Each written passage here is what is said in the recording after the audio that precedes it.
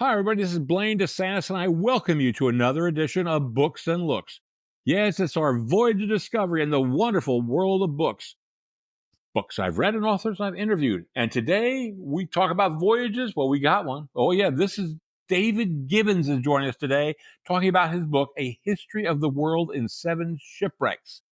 We are going from voyages all over the world, from Bronze Age shipwrecks up to 1941. This is a wonderful book. It's archaeology. It is history. And friends, even if you say, well, I don't think I can read the book, just listen. Just listen to this podcast. It is wonderful. You will learn so much as we delve into this whole aspect of archaeology, underwater, maritime, marine archaeology. It's out of this world, learning so much facts, so many things. For instance, prefab churches. Yeah, prefab churches back with Emperor Justinian. Did you know that? Yeah, I didn't know that till I read this book. And it goes on and on. So much. So, hey, listen, why don't I just stop talking and let's go right into my interview with David Gibbins. David, thanks for coming on the Books and Looks. My pleasure. It's great to be here. I tell you what, this was some book. I loved it. And from page one till the very end, you hooked me. You really did. And I appreciate what you've done and coordinated everything, archaeology, history. Boy, I tell you, it was a wonderful, wonderful effort. Well, thank you very much. It was a great experience writing it because, as you probably gathered reading it, there's a fair autobiographical aspect to this book because it covers my whole career as an archaeologist and historian. When I embarked on writing it, it had a daunting feel to it, but somehow it all kind of flowed out of me, years of experience and all the different things that interested me. And it was a voyage of revelation and discovery for me, probably just as much as it was for you reading it. So it's great to hear that response because that's exactly what I'd hoped to hear. Great. Well, now tell us a little bit about yourself, because you become a world famous marine archaeologist. And you come from the middle of Canada, if I'm not mistaken. Tell us a little bit about growing up. Where were you from? Your education? It's a long and complicated story, but I'll do it in a nutshell. I was born in Saskatoon, in Saskatchewan, to English parents who'd moved to Canada just before. So about as far away from the sea as you can get. But my grandfather was a ship's captain. He was a merchant captain. He was English, and he sailed 1.5 million miles in his life as a cargo ship captain to India and back. And his stories growing up were a huge inspiration to me. Secondly, we then moved from Saskatoon to New Zealand and lived there for 4 years. And we did that by ship. So by the time I was 6, when we left New Zealand, I'd actually circumnavigated the world by sea. So despite my early beginnings in landlocked Saskatchewan, I very quickly developed this, I suppose, extensive bedding inside me of a fascination with the sea and everything to do with it. So we then moved back to England and then to Canada, to Southern Ontario, and I went to school there. And my interest in archaeology and in diving sort of went hand in hand.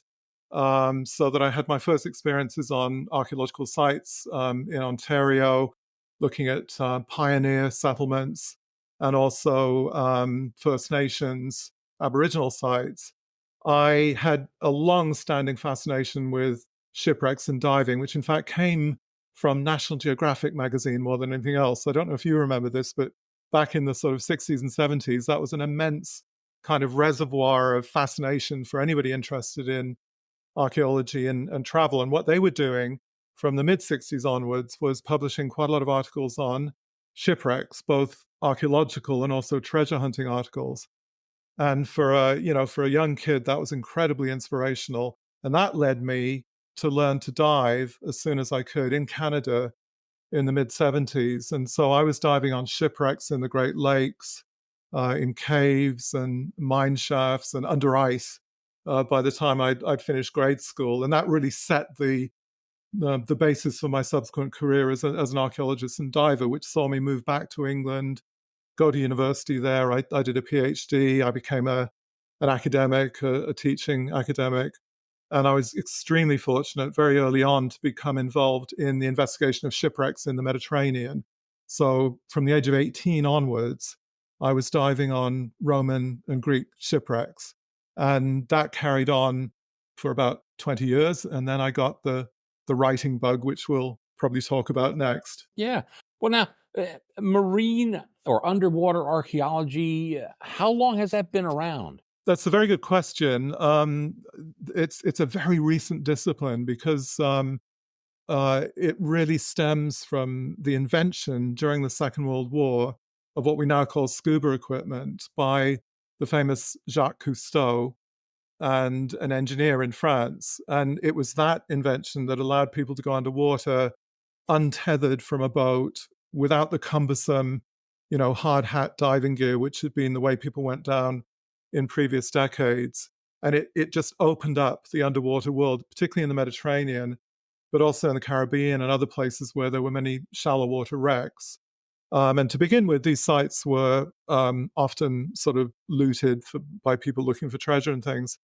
And it didn't take, it took about 20 years before people started to realize that it was possible to investigate wrecks scientifically. And in fact, the first, what you would call proper scientific excavation, happened in 1960, which is not really that long ago, when an American graduate student from Pennsylvania called George Bass went out to Turkey and learned to dive to go down on a wreck of the Bronze Age, which had been discovered by sponge divers. And his excavation with an international team is often seen as the founding first, example of proper scientific underwater archaeology. So it's really a very recent thing, but since then it's just blossomed hugely with hundreds of wrecks of all periods being investigated archaeologically over the world, and that's really where my career has sort of intersected with the actual sort of foundation of the discipline and its development, because it's over the past 20, 30, 40 years that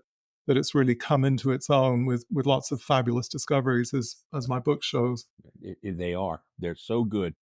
Uh, Before we get to the book, though, you've written in both nonfiction and fiction genres. Which do you prefer writing in? Another good question. um, it's very tricky because my fiction, I've written 14 novels and published 14 novels now, and the largest number of them are a series. There are 12 of them finished now, which mirror my own life. I decided 20 years ago that I'd really enjoyed trying to write fiction which was very much based on my own experiences, and on a kind of plausible scenario, which a lot of sort of archaeological thrillers don't really have. And I thought that I could marshal my own experiences and adventures and make them into the basis for um, compelling, I suppose you would call it, intellectual end of thriller fiction. And I love doing that because what I was able to do was to go for things which were just slightly beyond what I'd done, or slightly beyond what's possible. So my first book was on Atlantis, and what I did with that was to research very closely a plausible scenario for Atlantis, not something mythical and involving extraterrestrials, but really bedded in the reality of early civilization in the Mediterranean, where such a story might have come from in reality, and to create an exciting novel out of that. Another one I did was on the Jewish menorah from the temple in Jerusalem, stolen by the Romans, disappeared off into nowhere. Nobody knows where it is. And that was a wonderful, fun story because it took me all around the world, creating, again, a plausible scenario for the sort of discoveries that I would love to be able to make, but which I was putting into my fictional alter ego. So I really did love doing those, and I love the fact that I was able to use a lot of my previous experience as a scientist, as an archaeologist, and use it to make those novels work really well. So in a sense, I didn't feel I was doing something different. I was just doing another version of being an archaeologist. And of course, it's wonderful being able to open your mind up and write fiction and just sit there and dream. And if you're able to put it into words compellingly, in ways that people enjoy and can latch into, then it's a very rewarding thing. Um, Nonfiction, the big challenge, of course, is that you do indeed have to take that step further and make everything completely, sort of factually sound. And I found with this book that because it's autobiographical to a large extent in terms of the wrecks that I talk about, but also in terms of my own interests as they've developed over many years. Many of the little sort of rabbit holes and pockets of interest that you're reading about in that book represent sort of years and years of fascination with all sorts of things, and it all kind of flowed out. But I found the issue with it, which is true with all nonfiction, is that you then have to sit back and make sure that it's all well grounded, the facts are right, and that you've gone through it over and over again and made sure the dates and the figures and everything are correct. And with a book of this nature, which covers such a huge geographical and time span, I found that to be a very big difference from the fiction. So I next time I do this, I'll be factoring in a bit more time to go back and look at the sources and give me a bit more leeway to do that. But it's an interesting question just because of the fact that my books have such a basis in reality that I don't see such a dramatic difference between the fiction and the nonfiction as a writing process. So let's go back to the beginning, though. That first one, the Dover ship, which was, I guess, that go around. It was dated to what, the middle of the 2nd century BC, if I'm not mistaken. Tell us a little bit about that one. So this is in the British Bronze Age, and it dated from the middle of the second millennium BC.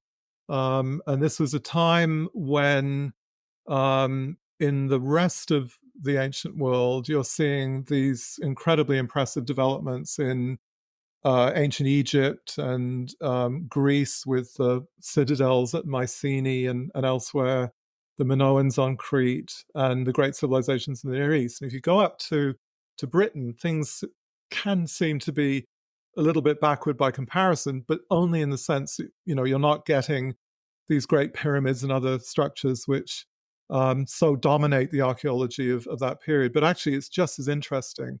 And in fact, the Dover boat, which was found buried under many, many feet of silt in the port town of Dover in England, tells quite a bit about the links which existed between the Bronze Age peoples of Northwest Europe and Britain and the Mediterranean, because what this find made in 1992 revealed was that people had boats which were easily up to traveling across the channel and trading in the metals, which were the sort of key fuel of the Bronze Age, bronze being tin and copper.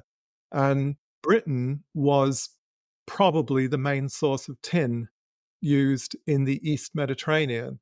So this very far away place was very intimately linked in that sense with all the great developments of those Bronze Age societies, of the Homeric age of heroes, because it was from Britain that a lot of the tin, which was essential for the production of weapons in particular at that period, came.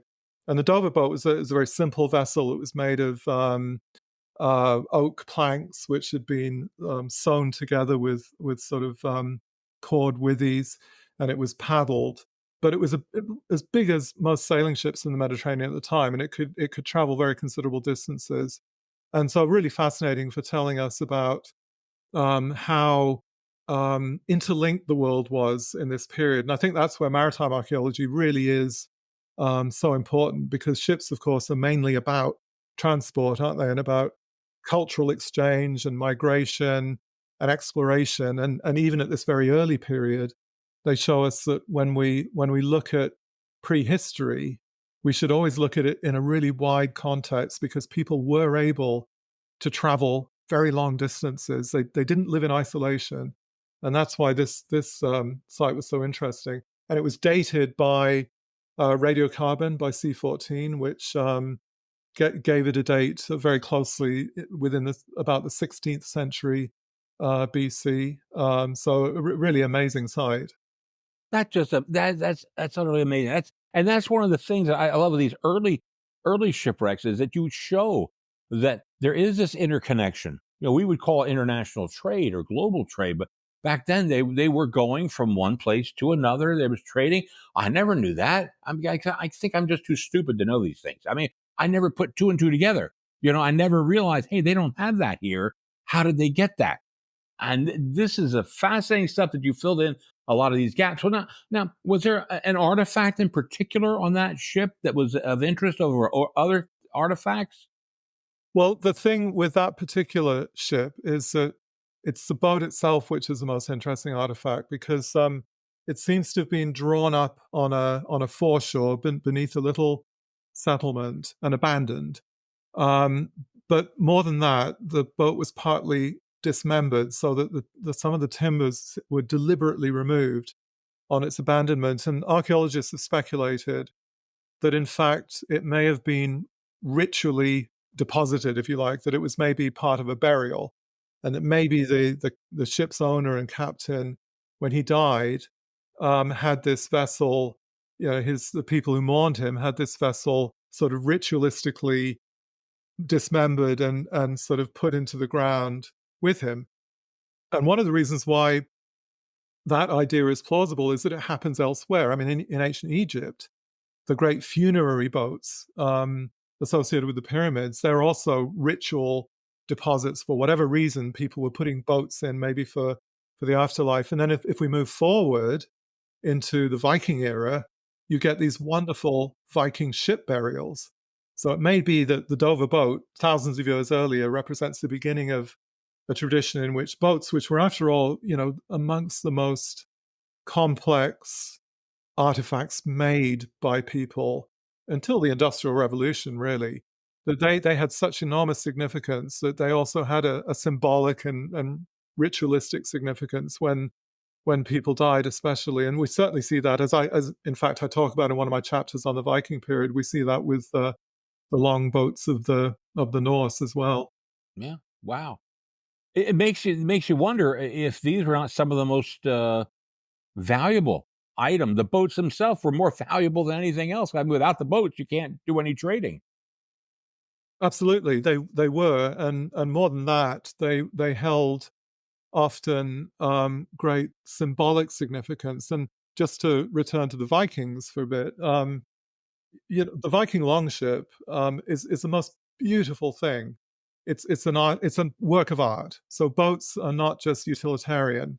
Ships are not just utilitarian. They're often for particular cultures huge expressions of art and of culture. And you couldn't get better than the Viking longship with its sinuous lines and the beautiful carving that was put on them, and and and the fact that these boats struck terror, in the peoples of Britain and other places where the Vikings raided. So, and the Vikings knew that. So yes, boats can be in themselves hugely significant artifacts, not just what they carry, but the ships themselves and the technology as well of carpentry and putting boats together was often the greatest achievement of those periods too. And those boats would represent the pinnacle of what people were able to do with those techniques and using ever better metal tools, especially as iron came into use in the first millennium. It's amazing stuff. Amazing stuff. Well, now we got to go over to the time of Tutankhamun, and that's another fascinating shipwreck. And it's one of the things that I think with this chapter you start about how they were able to date the shipwreck. Wasn't it something? Was that where we start talking about dendrology, if I'm not mistaken? Tell us a little bit about that. That's right. So dendrochronology is where you date by tree rings. So if you find timbers or even wood as cargo on a wreck, you can do a tree ring profile. And if there is in existence a continuous tree ring chronology coming up to the present day for that part of the world, you can compare it and find the date when the tree was felled and therefore when the ship was built. And this has been used very successfully for shipwrecks as early as the Bronze Age and right the way through to later periods as well. But the wreck that is my second chapter is one of the most amazing sites found from all periods. It's not just archaeologically significant, it's also what you might call a treasure wreck, because this ship, which dates to a little bit later than the Dover wreck, but also within the Bronze Age, within this period of trade between the Mediterranean and the Northwest and elsewhere, was carrying a cargo primarily of metal, of ingots of copper and tin, which at the time are the equivalent of a cargo of gold and silver and jewels of, the age of the pirates. And the reason for this is that the copper, and particularly the tin, in the Bronze Age had enormous value. So that ship was thought to be carrying about 10, 11 tons of metal, which would be enough to equip uh, an army of the Bronze Age, of the time of the Age of Heroes. And if you've got a ship carrying that amount of material that's lost, it represents a colossal loss for whoever was shipping this stuff around. And so that's the treasure of the wreck. But it did also contain gold, and even archaeologists love to find gold. And there were some extraordinary gold treasures on this wreck, dating to the time of Tutankhamun. And so it really acts as a fantastic porthole into that period, which is also represented by King Tut's tomb and all the treasures in it. It's not just that, David. You link some things to stuff that I never even considered. For instance, you sort of use the wood and you link it into the Bible and the Epic of Gilgamesh. You start talking about, then you do something else here. I want to make sure I have this right here. You then link something else in with Homer's epic, the Iliad, and international. Tell us how you were able to find and link from just this one shipwreck. Well, it's a fascinating line of inquiry, because we're talking at this time in the late second millennium BC, in a way of the very earliest period of literature, because we've got the Epic of Gilgamesh, which is this great Sumerian Middle Eastern epic, which probably originates millennia earlier. And at this time, there are clay tablet archives discovered in archaeological sites in the Near East, in particular Ugarit, and they show that people were very clearly, for the first time, as we do, having libraries in their houses in which there would be works of literature, including the Epic of Gilgamesh. And the reason that comes into the story is that one of these houses excavated at Ugarit was that of a named merchant whose activities included shipping metals such as those found in that shipwreck. And the clay tablets tell us all about yeah, he's a typical merchant, and he's doing all this activity to do with transcribing cargo weights and destinations and things. And yet, alongside all that utilitarian sort of practical activity, he's a man who's reading works of literature. And I think that's a wonderful little way in which a wreck discovery can sort of allow you to spring into a much wider kind of cultural context. And then the story with Homer is that the wreck contained dunnage, which is a bedding material for the metal ingots and the other material. And that the dunnage exactly matches a description of the dunnage which was carried in the ship of Odysseus, described by Homer. And that was just a wonderful little sort of spotlight into the reality behind the Homeric epics, that these were representing a real world at the time. They're not just fantasy. And these wrecks and other archaeological discoveries of the period are increasingly revealing that reality. And I find that absolutely fantastic. Just as with the Old Testament and the Bible, that more and more archaeology gives substance to the descriptions of cities and stories told in the Bible. It's a wonderful melding of the types of evidence that are now available, including underwater for that very early period. What's fascinating, you talk about the Iliad, the Odyssey, it's not being fantasy. Probably now what we're finding out, the most fantasy is was there really a Homer? No one knows if there was such a person. Yeah, that's right. I mean, this is a period when epic poetry, really, which was sung, memorized and passed down, as were early versions of probably the Old Testament and the Epic of Gilgamesh, that they were first being written down, and whether it's appropriate to even try to find a particular author for them is unclear, because they probably represent generations of bards and others who'd been, creating and making formulaic these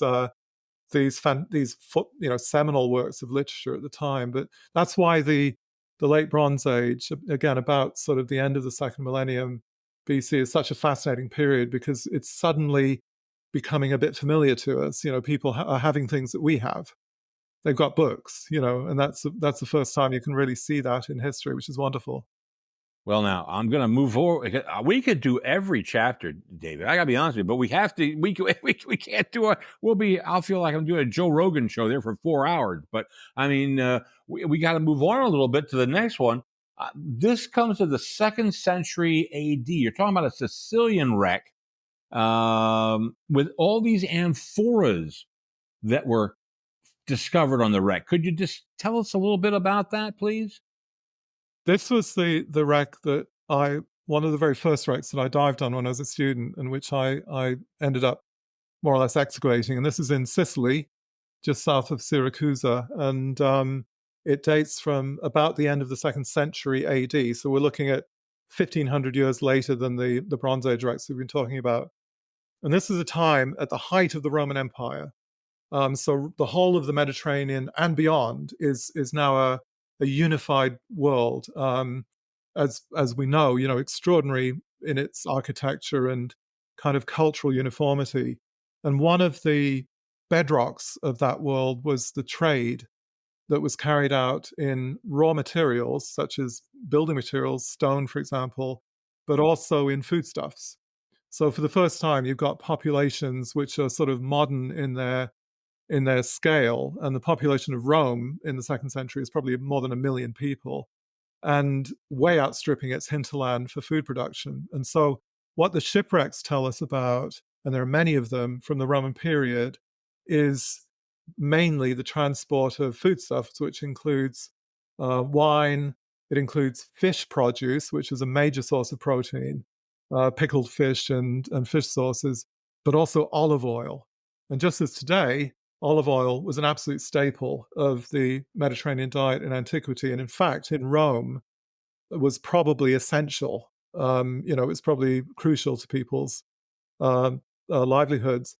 And this wreck was carrying these huge pottery amphoras, which were filled with olive oil and fish sauce, and it was probably a ship going up from North Africa, which was the breadbasket of Rome at this period, from the area of modern Tunisia up to Rome itself, and it wrecked off the rocky shore of Sicily on the way.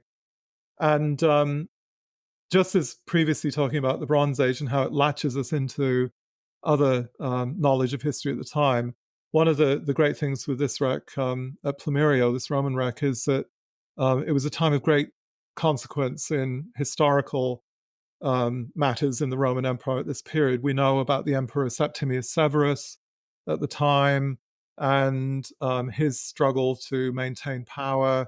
The wreck itself contained one of the pottery amphoras had a stamp on it, which was that of one of his praetorian prefects, which is one of his sort of secretaries of state, who owned big estates, olive oil estates in North Africa. And just that little find, again, allows me to sort of go straight to the heart of imperial Rome and to the emperor and what's going on at the time, and to relate this wreck to the big movements of history. It was carrying medical equipment as well. So there was a traveling doctor on board. And what we found were these exquisite little bronze scalpels, which were probably the equipment of an eye doctor. And that was the first time an eye doctor's equipment had ever been found at sea. And this is the time of the great Dr. Galen, and who's the physician to the emperors and all this, and whose work survives as the basis of medieval and later medicine. And again, how nice to have found something that allows me and my book to talk about that wider picture of that aspect of the world at the time, which is medicine and science. Very exciting. Now, I've been to Italy many times. I've been to all the great sites, the Colosseum and the Forum, and you name it. Been there, done that. Yet you have managed to tell me about one site which I never knew about, called Monte Testaccio. Could you tell us a little bit about Monte Testaccio? Yes, and that really relates very closely to what I've just been saying about the population of Rome, the huge scale of foodstuffs transport, because Monte Testaccio literally means mountain of potsherds, and this is beside the River Tiber at the place on the side of Rome closest to the sea, where the River Tiber comes up from the seaport at Ostia, where these great big pottery amphorae or amphoras were offloaded.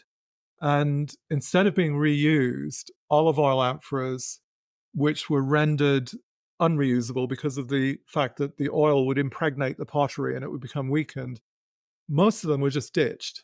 And so they were thrown off onto this ever increasing mountain, which ended up, after about a century and a half of use, about the time of this wreck, containing something like 50 million of these smashed amphoras. Some of the pottery was used in concrete as a former in concrete to strengthen it, but huge numbers of these pots were simply left there in this, and what became literally a mountain of about 1 kilometer in circumference, about 100 feet high, and the scale of it couldn't tell you any more clearly about the huge extent of seaborne trade at the time and the huge need of the population of Rome to be fed, and all those modern things that we're used to, politicians are used to dealing with, about how do we go about providing enough food for people, and how political it becomes. One emperor is better than another one at bringing in and providing free food handouts. All these things we're accustomed to in a way today, in looking at the way politics works. It's all going on back then, and a lot of it is about how do we feed people? How do we provide people with enough food? And Monte Testaccio is a very modern thing in that sense. It tells us about scales of economic activity which were going on 2,000 years ago that are sort of very familiar today, I think. Now, one of the and I, dear friends, David and I, we've talked before, and I sent him questions so we know what we're going to talk about. One I hadn't touched upon, David, but I want to touch on it now. Justinian, you write about how I call them prefab churches. Okay, we don't know, folks. You go and you look at artifacts and you see temples, etc. And you say, how do they get there?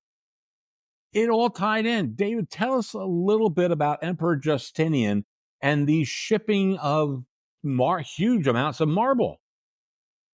Well, it's another amazing story, and this is a chapter in my book too, that for a long time, through from the early classical Greek period, shippers have been proficient at moving great marble columns and blocks. If you think of the temples of ancient Greece, most of them included marble or other stones that had been brought by sea from long distances. The Romans, if you think of the Pantheon in Rome, for example, the huge granite columns in the front of, they came from Egypt. So they'd been shipped, these immense columns and blocks. So there was already a proficiency in shipping stone around. But Justinian in the 6th century, he comes at a time following a very fractured period where the empire had split in two. There were problems with barbarian incursions. Everything was sort of falling apart. And he was operating, the empire was no longer operating from Rome, it's from what's now Istanbul, Constantinople. So Justinian and his generals re-invade the west of the Mediterranean. So they reconquer Sicily and Italy and North Africa, which had been taken by barbarian tribes. And he was very much fueled by Christianity, which of course was the state religion by this time in the 6th century AD.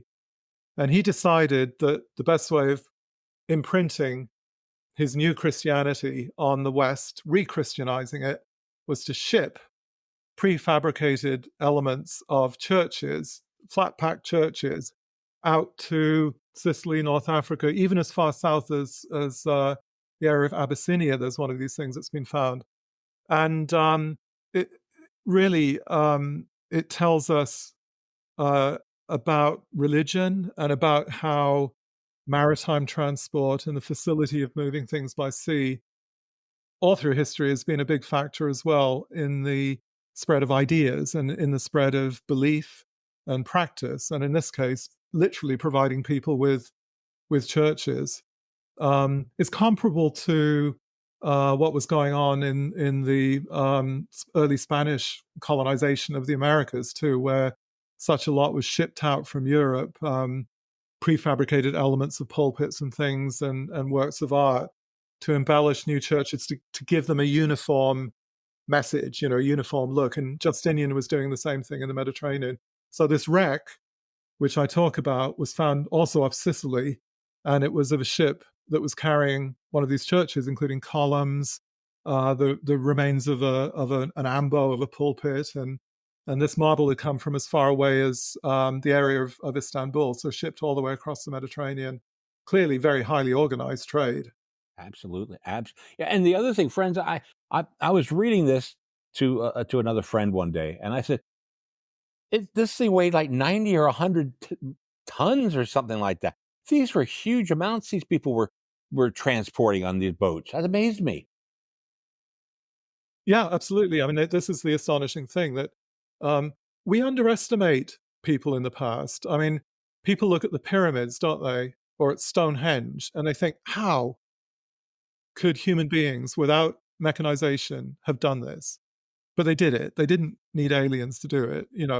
And we are actually capable of extraordinary feats of, clever application of fairly simple aids to move things around. And a lot of it, of course, is just human power. But with shipping, these are columns and blocks, as you say, of an enormous weight that were craned onto vessels purpose built for them and lifted out and taken through city streets to where they were going to be erected. And it's I suppose fairly humbling because we've got sort of used to the idea of mechanization, haven't we? And having to do everything using machines, whereas in fact, is the ability we have to shift things around has always been quite extraordinary. No, I tell you what. And friends, you know what? This is one of the things you get out of this book.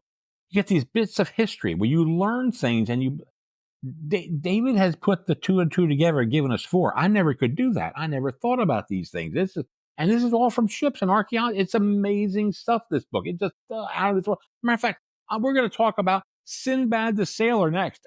Dave, there was a wreck that sort of got involved with Sinbad the Sailor and that whole Arabian Nights situation. Which one was that? This is the chapter of my book between the church wreck and the Vikings, and so I wanted to talk about a site which takes us way out from the Mediterranean world, and if you like, the main focus of the ancient world, to the east, and talk about the such rich cultures of China and of Arabia and of Indonesia and of India. And the wreck that I focused on is off the island of Belitung in Indonesia. This dates from the 9th century, and this is a time of Tang China. And it was a ship that seems to have originated in the Abbasid Caliphate of what's now Arabia and Persia. So this is sort of soon after the spread of Islam over not just to the west but also to the east, and a period of hugely rich culture with, for example, the transmission of many ancient texts from the Greek period and the Roman period into the libraries of Baghdad and Basra, very, very rich. And one where we have this beguiling sort of porthole through the Thousand and One Nights, this compilation of stories which seems to originate in about this period, in about the 8th, 9th centuries AD, including the story of Sinbad the Sailor. And why that story is so significant is he was exactly what was going on in this wreck. He was a merchant coming out of Baghdad, out of Basra. He was traveling south, great adventurous trips off around India and towards China.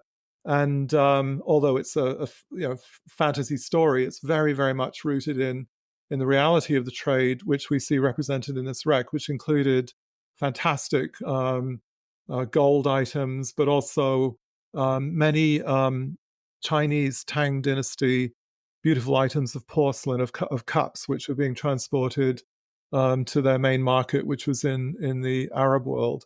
And so I really wanted to try to bring across how, though connected with the Mediterranean world, how there was this whole other um, enormously rich, colorful maritime world to the east, to the east of Africa, I suppose, and how wrecks are revealing more and more about the nature of that trade, just as the Roman and other ancient wrecks are in the Mediterranean. Well, basically, you what you also show us, David, is that there was a maritime Silk Road before a land Silk Road, and that was another fascinating thing I had never thought about. Very much so. There's an amazing document from the Roman period called the Periplus of the Erythraean Sea. And Erythraean means red, so this is it literally means the Periplus is merchant's guide. So it's a merchant's guide to the Red Sea. But for the Romans and the Greeks, Red Sea meant everything east. It meant the Indian Ocean and everything. And this is it's just a port by port itinerary that a merchant had written based in Egypt. He was a Greek or Roman merchant, and he'd been all the way to the south of India to what's now Sri Lanka. And he gets there and he looks across to what he calls Serikon, which is the land of silk, which is China. And so he knows all about that. And they are receiving silk by sea from China, which is being transshipped by ships from China, which would come to probably this point at the very southern tip of India, where they'd meet merchants coming from the Red Sea and transship the goods, which would get all the way back to the Roman world. So, in other words, even as early as the Roman period, there was silk being transported by sea along this, as you say, this whole other Silk Road. And it's just fantastically interesting, really, how that came about. Absolutely. Now, sometimes some shipwrecks, and the next one we're going to talk about it confirms or maybe contradicts the what we thought. For instance, King Henry VIII had a flagship called the Mary Rose, and it sank. Now, actually, I think what the discovery of this shipwreck tells us why it sank. There were theories back then, but now do we know for sure why the Mary Rose went down? Yes, I mean with again, almost complete certainty. And so she was this flagship of Henry VIII, built in 1509, sunk in 1545, in the Solent, which is the body of water just outside Portsmouth, the great naval base in southern England. And she was sunk during a battle with attacking forces. And Henry VIII actually watched this going on because he was there in this great pageant, which is typical of the period, to see the battle. And the Mary Rose seems to have had its lower gun ports open, and it was caught in a gust of wind, and it heeled over sufficiently far that the gun ports went underwater, and then it very quickly was inundated and sank so quickly that the men inside, most of them didn't have a chance to escape. And one of the reasons for this is that she had what's called anti-boarding netting over the top deck. And this is a throwback to the days in the medieval period when most warfare at sea didn't involve guns, which only really came in the 15th century, but involved ships coming together, locking together, and men fighting effectively a land battle by boarding, by jumping into each other's ships. And so you put up this netting to try and stop the enemy from doing that. But unfortunately, what it did was to trap most of the hundreds of men in the crew of the Mary Rose as it went down. So there's a depiction called the Cowdray engraving, which shows this great battle scene, and horrifically, in the middle of all these wonderful ships with their streamers and banners, there's what's left of the Mary Rose shown with Henry VIII down watching it. And all you see is a mast sticking up and a few bodies and a little boat, and that's it. And these few bodies really were all that were found. But archaeologically, that's proved to be a huge boon because when the wreck was discovered and excavated in the late 70s and early 80s, and it's been completely raised and put in a wonderful museum in Portsmouth, fantastic museum with all these thousands of artifacts. What they did find was many of the skeletons of the men who died in it. And that's actually proved to be one of the richest archaeological resources from this site because study of the bones, osteoarchaeological study as it's called, has revealed a great deal about who they were, where these men came from, their lifestyles, their age, the diseases they suffered from. It's shown, for example, that this English ship, this sort of quintessentially English ship for Henry VIII, had men on it crewmen who'd come possibly from as far as North Africa. So as you know, we know nowadays, crews are often very cosmopolitan, and that was the case back then. But why it's important is that history, if you think of Tudor history, of history of that period, mainly the recorded history is about the well-to-do. It's about people who are educated and literate, the people who write the histories, and they tell us about all the stuff that we might have learned at school about Henry VIII and his wives and all this stuff.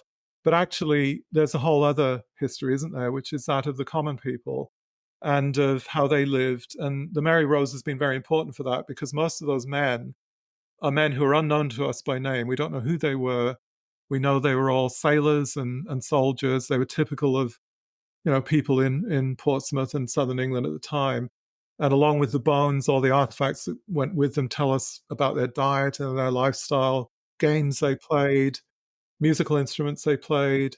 So it's a huge opening up into that whole stratum of society from which most of us originate, after all. So it's that wreck has been probably the. It's very hard to say this, definitively, but it's possibly been one of the most important wrecks ever investigated because it's been taken through to being put in a museum, to being studied and conserved and published extensively. So it's everything is there for all to see now. Wow. I'm going to have to jump ahead a little bit, and I want to jump ahead, if I can, to chapter 11, which deals with the terror. The terror. Where is that located, and how did it end up there? So the Terror it's HMS Terror, Her Majesty's ship Terror, and she was one of two ships, the other one being the Erebus, that carried the expedition of Sir John Franklin, which set off in 1845 from England to find the Northwest Passage, that endlessly elusive, supposedly free route that people hoped would exist between the Atlantic and the Pacific.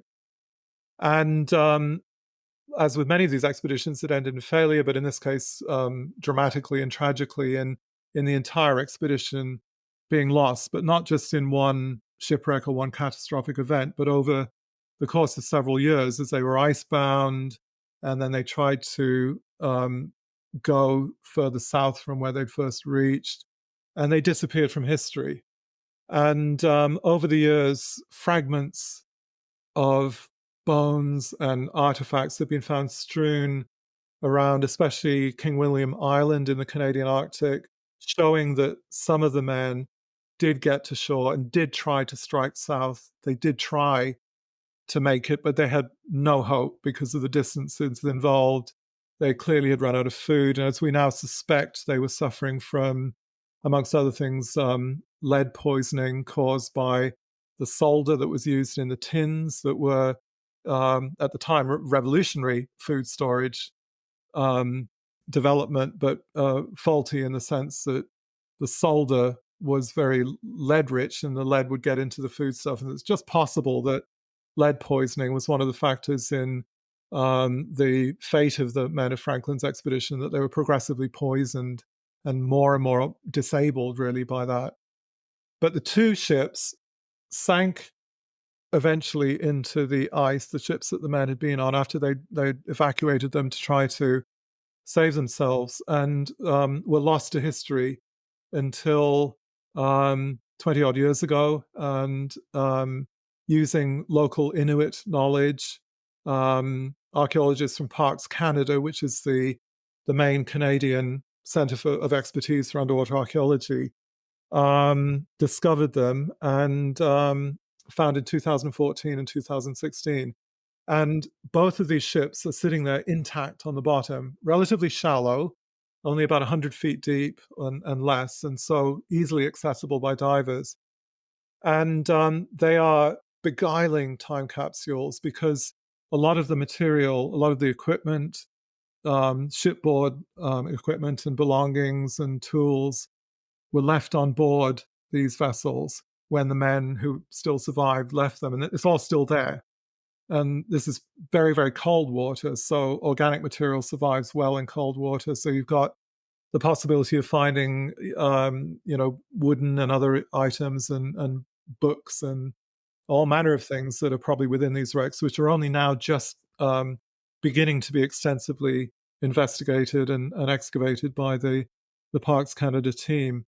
And that sort of moves the whole story of the history of shipwrecks into almost sort of history that we can relate to, almost into living history, because we're talking at the time when people were being photographed.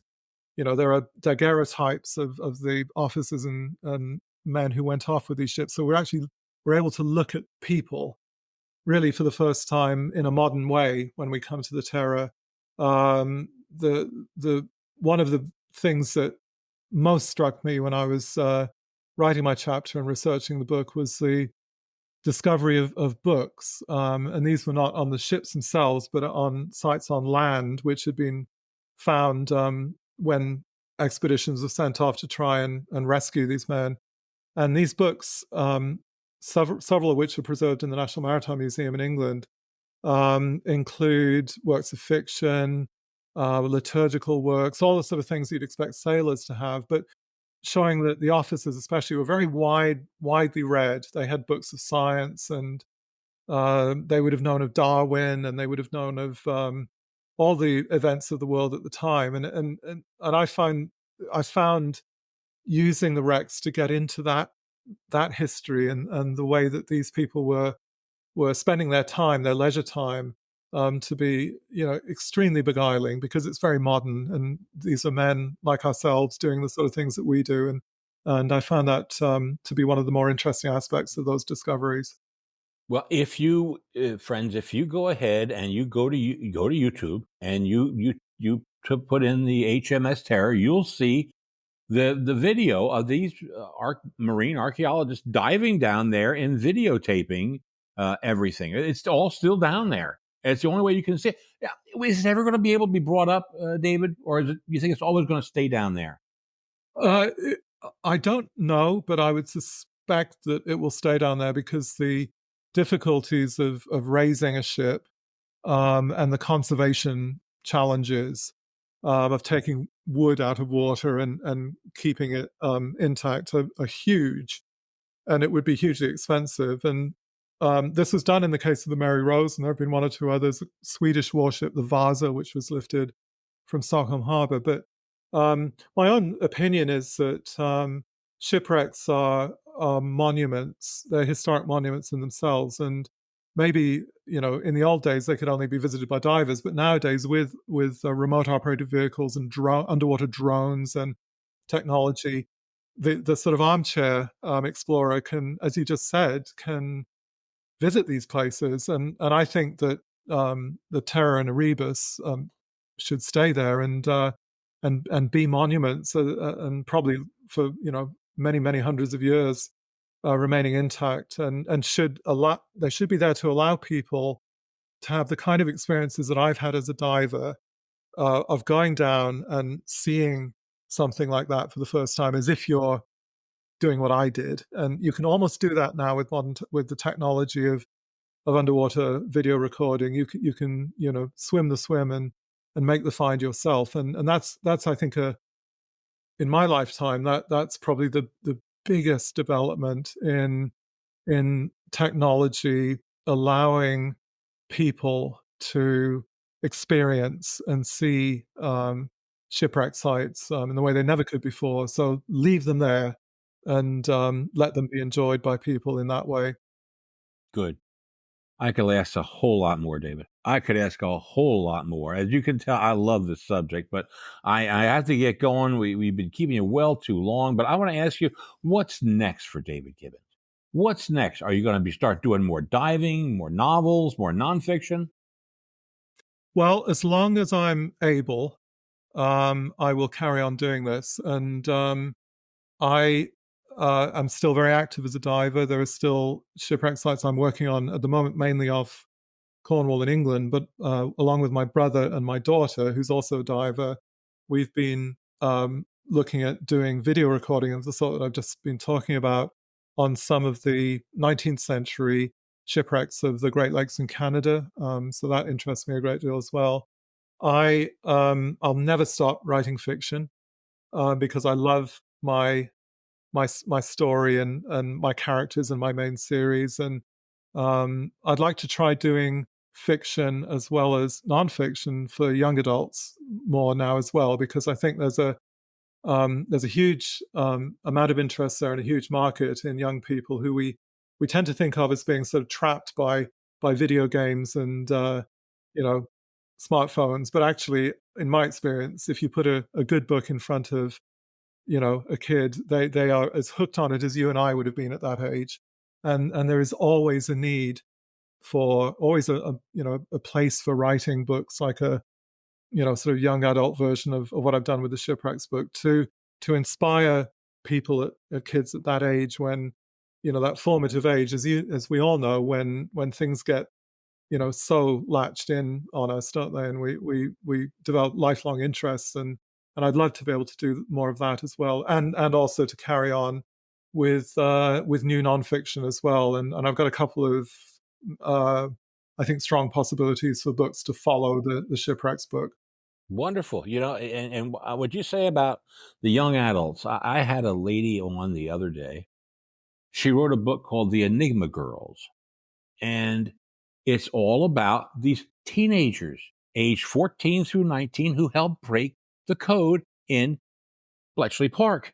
And I'm sitting there going, why didn't I know this? I'm 70 and I'm finding out stuff, but it teaches these young children out there, these young adults, what's out there, even high school, middle school, some of them.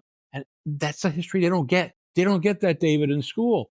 That's why That's if right, you could, exactly, if you, exactly right. that's why you got to write this. That's why you need to write something on this. I'll do Okay. it.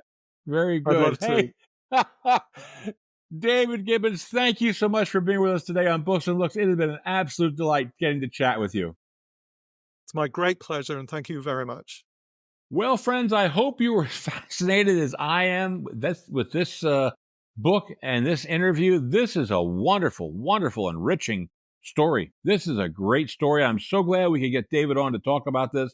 I hope you learned a lot about history and archaeology, because I've learned so much, and I'm a nut about this stuff. And I hope I can bring my love of this to you. But what else am I looking at now? I'll tell you what I'm looking at. I'm looking at elections. I've had enough. Let's get rid of them. Stop, stop, stop. Oh my God. It started in January. They're still going. You got presidential elections. You got local elections. You got state elections. I mean, they go from January. I just read that there's some that are going to be happening in August. Oh my God. And then the flyers in the mail. Do you get those? You get flyers? I was getting like 10 or 12 flyers in the mail every day. Every day. And the thing is, I voted early. Yeah, so it didn't matter what you sent me. I'd voted already. I'm so tired of this entire process. Aren't you, friends? I think most of you are. I think most of you are as tired as I am. You know what? Term limits and funding limits, okay? Let's get the political action groups out of things. Let's put term limits on these things. These people just don't ever leave office. It's running again and again and again. And then you got runoff elections. Oh, my Lord. We're having runoffs down here in South Carolina, where I'm at. We've had county runoff elections. We're going to have state runoff elections. Oh, I'm tired of elections, folks. I'll get more interested back at the end of October when we got to vote for the presidential race. But until then, please, no more elections. I just can't take it. Anyway, friends, on behalf of my website, viewsonbooks.com, as well as my good friends at Podcast Studio X, this is Blaine DeSantis for Books and Looks, saying may all your leaves be pages in a book.